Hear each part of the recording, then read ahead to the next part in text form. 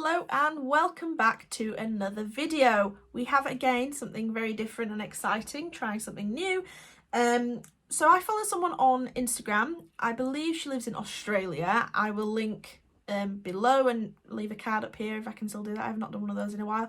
To her Instagram. She's pretty cool. She went to university for some art degree and developed her own technique, which I am very interested in trying. I think it will be quite cool if I can achieve what I see her achieving, and could be some new venture that I'd like to try and see where my art style in this technique will take me. So basically, she layers acrylic paint, more specifically wall paint, a little bit more latex in that, I believe. She layers up different colours of that, or one colour of that, and then uses lino cutting tools to carve into the paint, almost like a linoleum that you could cut into for lino cutting, for stamp making, etc. And that creates a statement piece. So she will layer up the colours and carve into the paint, shallow or deep, depending on which colour she'd like to show. And she does all sorts of things. It's absolutely incredible. Go check her out. She's amazing. But I would really like to try that out. So I actually went to B&Q recently and I purchased a few wall paint testers. Now I didn't want to get the Dulux ones that come with the brush or anything. I wanted just a pot of wall paint, and I have a few colours. And then actually when I got to I actually bought two colours, and then when I got to the till, they actually had a big basket with discounted colours in there, which were colours that people obviously weren't buying, so browns and mainly browns actually.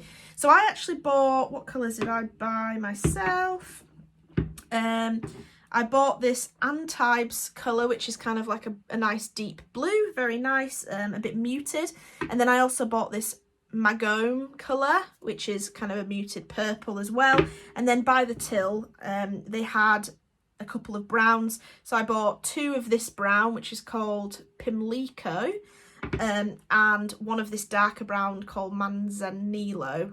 I don't know why they're all strange names. And then I actually have in a drawer, which I probably should have gotten out ready for this video, a nice dark grey, which I thought could be our base colour for all of these. So I'm thinking, I went with natural colours, especially since these were on offer, these browns, and so I'm thinking of something a bit more natural, something within my wheelhouse, which tends to be something to do with nature. So I'm thinking a bird, perhaps. And with the purple and the blue, I'm thinking maybe, I don't know, maybe a blue tit, or you could even use this blue for the nice blue shades on a magpie, say, or a raven or a jay, or anything black with those bluey tints to them. The purple I thought was kind of like a nice contrast to the brown. At first I didn't think I was going to get any brown paint, so I actually got the purple instead. But now I've got the brown. I don't know, we could maybe interchange those with the feathers on the bird or something, and maybe incorporate some flowers behind the bird, might be quite nice. But I'm thinking that is something that I want to do. And I actually have some wood left over, so if you saw my Dremel carving video, which I'll leave a link up there too as well, I used this American maple wood, which I got from Surrey Timbers down south. Highly recommend going there as well. It's a great little wood shop to go there, to buy from, rather. I keep getting my words jumbled up. But this is the leftover from that American maple, and I think it would be perfect. It's quite plain. I realised swiftly that Dremel carving into it wasn't going to work. It's a bit too hard. So I'm thinking I'm going to sand down the edges, because there is a blue edge here from where they have painted it to show a cut edge. This side's actually very nice, that has the price sticker on there. There is a bit of a crack down it, but that's okay. And this side's a bit more battered, but I'm thinking I'm going to sand all the edges, just make it all smooth, make everything very nice, and then just layer up the paint. I might do a little bit of planning on my iPad just to see what type of bird I want, where I need to layer the paints up, and then experiment. I don't know how many layers I'm going to have to do, but from what I can see from her Instagram stories when she shows them, she does layer up to 100 layers, I think, on some of them. So it might be a very long process. This video might take a long time, but I'm hoping we can achieve something quite cool. So you may see a lot of footage of me layering paint, but I might cut a lot of that out because that's going to be boring. But we will see, and we will experiment with this together. So I hope you stick around to see what we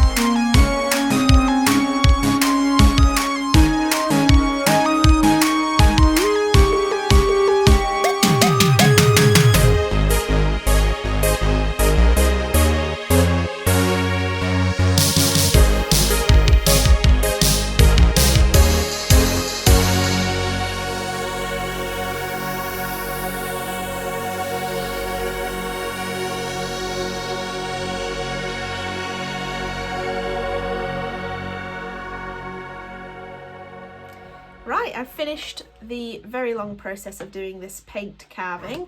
I'm actually really pleased with the outcome. I know I say that probably after every single video I do, but I actually really am. I think this technique is really nice, and it creates quite a statement piece. So I'll show you what it looks like in the end.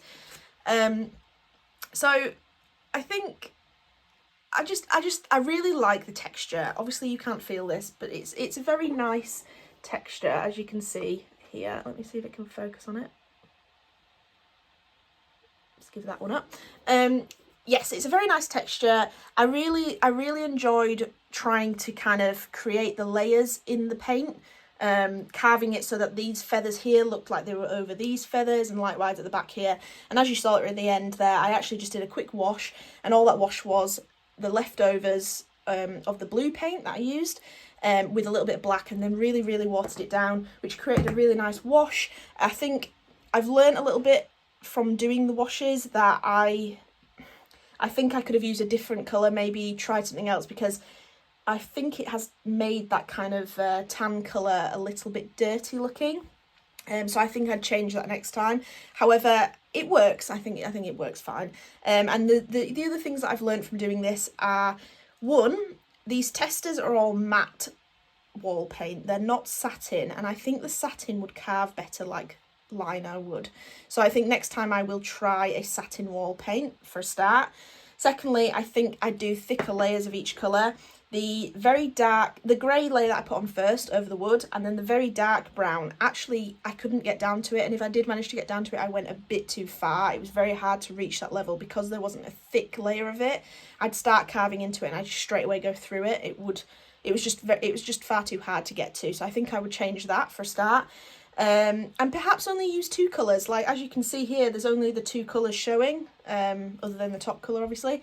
And I think that works fine. If you choose the right 2 colours, I think it works fine. And although this wing was meant to be predominantly blue, I actually quite like that at places I've had to carve a bit deeper. I think it gives it a little bit more interest and a bit more texture, so I think that's worked very well. The only other thing I will say is I have this cheap lino cutting set, which you can get pretty cheap from like Hobbycraft or other craft stores, and it comes in a set with a bit of lino and things like that, so you can start straight away with lino cutting. And I think the blades, I don't know if they're made out of a cheaper material, but they blunted very easily. I used multiple throughout this process, I don't know if you noticed, and they did blunt very easily, and I found that suddenly I was unable to carve in one nice long strip. And also, I don't know if that's because of the matte paint. Maybe a satin paint would have made it a bit smoother to carve into, I don't know. So again, I think this is a learning process, and I will definitely be doing another one. But I really like the way it turned out, and I think it's quite a statement piece, and I'd be very happy to have this on my wall, to be honest. I think it looks like the bird, and I think that's what matters, so I'm very pleased with it. So I hope you've enjoyed this video, and if you did, please hit that thumbs up and subscribe to see more, because I will definitely be producing much more and exploring with more supplies. So if you have anything you'd like me to try out, please leave that in the comments below, and I will have a look into it and see what we can do. So thank you very much for watching, and I will see you in the next video.